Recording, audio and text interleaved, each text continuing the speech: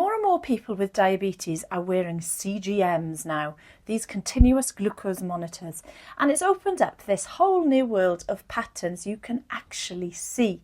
It's brilliant, until it throws you a curveball, because a lot of people are waking up, checking their graph and thinking, why is my blood glucose going up when I haven't eaten a single morsel of food?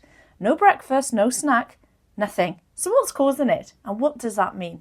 That's what we're going to be covering in this video, and I'll explain the most common reason morning glucose rises, what patterns matter, and a simple plan to troubleshoot it over the next few mornings so you can stop guessing and start getting control back. So we're going to be covering what fasting or morning blood sugar really means and what patterns matter more than a single number. The most common reasons morning readings run high, even when you think you've done everything right. And we'll cover exactly what to try tonight, tomorrow, and over the next week to bring those numbers down in a way that is realistic. So I'm Nerys, I'm a GP, and I've been helping people improve blood glucose with lifestyle changes for nearly a decade now. So let's start simple.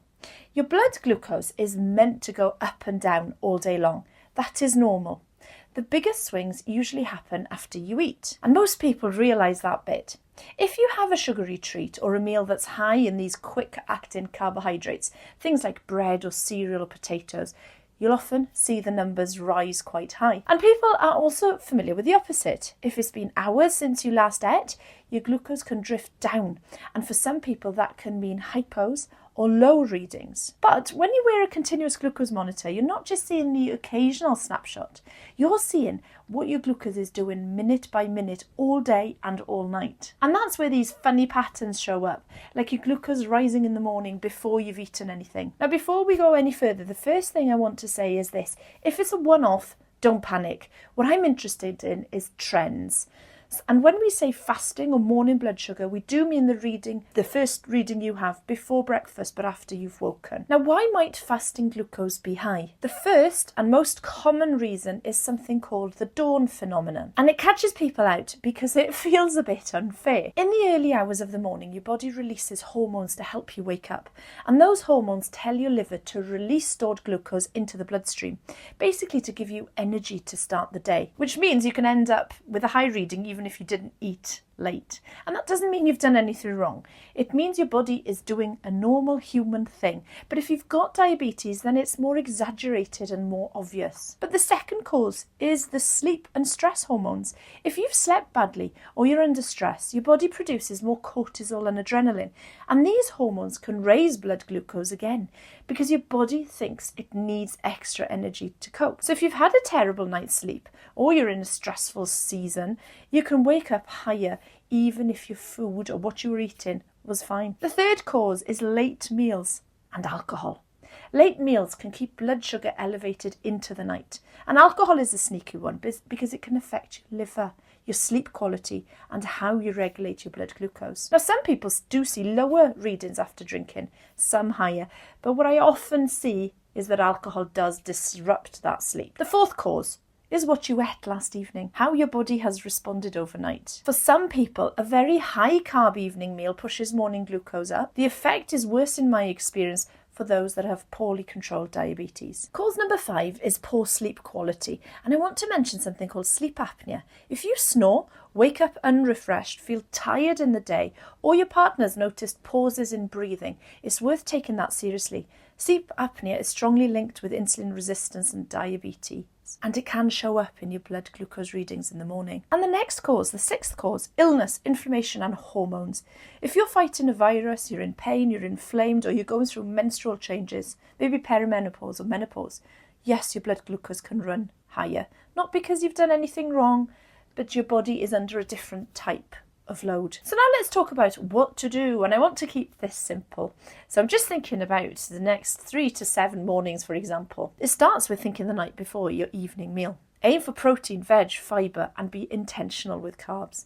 So chicken, fish, eggs, tofu, wheat, plus plenty of non-starchy vegetables. And if you're having carbs like potatoes, rice, bread or pasta, keep it a smaller portion, not the base of the meal. And actually, if you want me to take the thinking out of your meals for a week, I've got a simple plan that I'll tell you about at the end. The second is to try moving dinner earlier. You don't have to eat at 5 p.m, but even shifting dinner 60 to 90 minutes earlier can help some people because it gives your body more time to settle before sleep. If you can, why not go for a 10 to 15 minute gentle walk after a dinner? Nothing serious, not a punishment, but a gentle walk, because it helps your muscle use up that glucose and can reduce the post-meal rise that carries on into the night. The other thing you can try is a no alcohol experiment. Just try it. Let's set a clear limit and just be consistent and compare your morning readings, because if alcohol is part of the picture, you want to know about it. Fifth is to make one sleep change. Don't try to build a perfect routine overnight. Just pick one. Consistent bedtime, no scrolling maybe for the last 20 minutes, dark, cooler room, cutting caffeine earlier in the day, because better sleep often equals better numbers. And of course, think about the stress. Can you downshift? Can you slow down?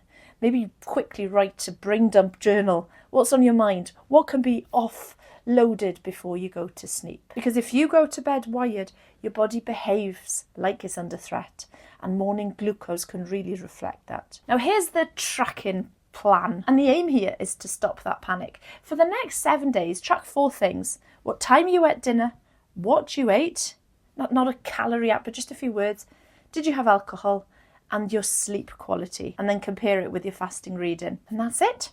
After a week, you'll usually see a pattern. And once you see a pattern, you can change the right thing instead of changing everything. Now, when should you get help?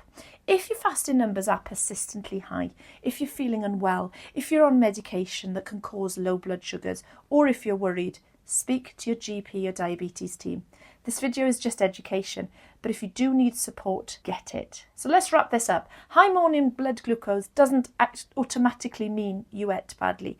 It can be driven by the dawn phenomenon, stress hormones, late meals, alcohol, poor sleep, illness, or other hormonal shifts. So don't panic. Run a simple 7-day experiment. Let your body show you what it responds to. And if you want a simple way to stabilise your mornings, I've got a free 7-day meal planner you can download. It takes the guesswork out of what to eat, especially in the evening and at breakfast. And the link is in the description below. And I shall see you in the next video.